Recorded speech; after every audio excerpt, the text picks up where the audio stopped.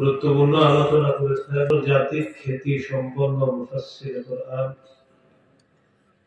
হযরত মাওলানা ফিরোজ আহমেদ সিদ্দিকী, মুফাসসির কোরআন, লালমনিরহাট।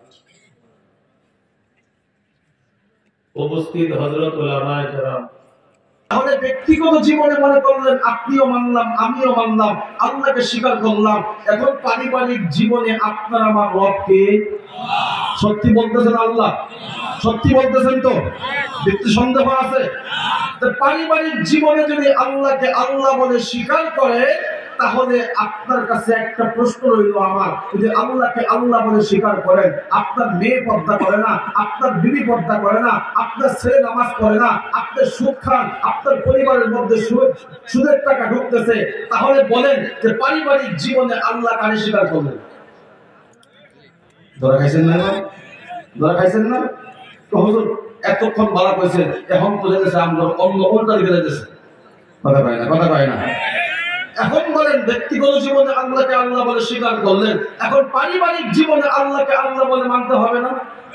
আল্লাহকে আল্লাহ বলে মানতে হয়, তাহলে আপনার আমার বিবি, আপনার আমার মেয়ে পর্দা করে না, কই কখনো তো বলেন নাই যে বাবা, কখনো তো বলেন নাই বাবা নামাজ পড়, কখনো তো বলেন না ও আমার প্রাণের বিবি নামাজ কি জন্য পড়ো না, পর্দা কি জন্য করো না। তাহলে আপনি নিজে জাহান্নামের আগুন থেকে বাঁচলেন, আপনার পরিবারকে বাঁচাইলেন না, তাহলে আপনি গাদ্দারি করলেন। কথা বলেন ঠিক কিনা? তাহলে আজকে এখান থেকে আপনার ওয়াদা করে যাবেন নিজে জাহান্নামের আগুন থেকে বাঁচবো, আপনার আমার ব্যক্তিগত জীবনে আল্লাহকে আল্লাহ বলে স্বীকার করব, পারিবারিক জীবনেও আল্লাহকে আল্লাহ বলে স্বীকার করতে হবে কি হবে না? কথা বলেন হবে কি হবে না? এরপরে আসেন সামাজিক জীবনে আপনার আমার রবকে কথা বলে না।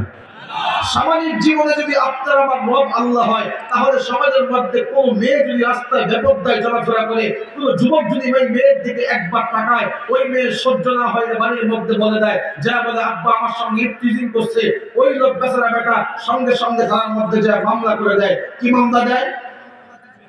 কি মামলা দেয়? ইফতিজিং মামলা দেয়। সঙ্গে সঙ্গে সমাজ গরম হয়ে যায়, নেতা গরম হয়ে যায়, ছেটা গরম হয়ে যায় যে অমুক ছেলে ওনার সঙ্গে ইফতিজিং করছে। অথচ আমাদের সমাজের মধ্যে প্রকাশ্যে আপন মায়ের সঙ্গে জিনা করতেছে, কেউ কোনো সমাজ থেকে প্রতিবাদ হয় না। কথা বলে ঠিক এমন পয়গম্বর বলে, সুদ যে ব্যক্তি সুদ খায় সর্বনিম্ন গুনাহ হইল তার আপন মায়ের সঙ্গে ৭০ বার জিনা করা। আস্তে করে নাউযুবিল্লাহ। তাহলে সমাজের মধ্যে এই কাজগুলো যে ব্যক্তি করে, আপনি সমাজ থেকে কি জন্য প্রতিবাদ করবেন না? সমাজ থেকে আপনি কি জন্য প্রতিবাদ করবেন না? তাহলে বোঝা গেল সমাজের মধ্যে কোনো অনৈতিক কাজ হইলে, খারাপ কাজ হইলে সমাজ থেকে আপনি প্রতিবাদ করলেন না, মসজিদের মিম্বার থেকে প্রতিবাদ করলেন না, তাহলে বোঝা গেল আপনি সামাজিকভাবে আল্লাহকে আল্লাহ বলে স্বীকার করেন। এটাই বাস্তব। কারণ যদি আল্লাহকে আল্লাহ বলে স্বীকার করতেন, ব্যক্তিগত জীবনে মানছেন, আল্লাহ বলছেন নিজে বাঁচো, আহার পরিবারকে জাহান্নামের আগুন থেকে বাঁচাও, এবং নিজে বাঁচতে পারবেন না এই কথা বলে সায় দিলেন, তা কিন্তু হবে না। আল্লাহ বলেন নিজে বাঁচো, তুমিও বাঁচো, পরিবারকে বাঁচাও, সমাজকে বাঁচাও, রাষ্ট্রকে বাঁচাও, এরপরে তুমি প্রকৃতপক্ষে ঈমানদার ব্যক্তি হতে পারবে। কথা বলে ঠিক। তাহলে সমাজের মধ্যে যত অনৈতিক কাজ হয়, সুদ, ঘুষ, জিনা, ব্যভিচার, গান বাজনা, নর্তকী, বেহায়াপনা, সবকিছুর বিরুদ্ধে প্রতিবাদ করতে হবে কি হবে না? কথা বল হবে কি হবে না? এটা আপনার আমার ঈমানি দায়িত্ব। যদি এই কাজটা করতে পারেন, ঈমানি দায়িত্ব নিয়ে এই কাজটা করতে পারেন, তাহলে বোঝা গেল আপনি সামাজিক জীবনে আল্লাহকে আল্লাহ বলে স্বীকার করেন। কথা বলেন ঠিক কিনা? এরপরে আসেন রাষ্ট্রীয় জীবনে আল্লাহকে আল্লাহ বলে স্বীকার করতে হবে না? হবে না? যে আল্লাহকে আল্লাহ বলে স্বীকার করতে হয়। যদি আপনি ব্যক্তিগত জীবন ঠিক হয়ে যায়, সামাজিক জীবন ঠিক হয়ে যায়, পারিবারিক জীবন ঠিক হয়ে যায়, সব যখন ঠিক হয়ে যাবে, সবাই যখন মুসলমান একই প্ল্যাটফর্মে আসবে, তখন এই দেশের মধ্যে ইসলামী হুকুমত রাষ্ট্রীয়ভাবে আল্লাহকে মানা, রাষ্ট্রীয়ভাবে আল্লাহকে মানা, সমস্ত কোরআন সুন্নাহ অনুযায়ী দেশ গড়া, মুসলমানকে গড়া সহজ হয়ে যাবে। কথা বলেন ঠিক কিনা? কথা বলা বিরক্ত লাগতেছে আপনার কাছে? খারাপ লাগতেছে?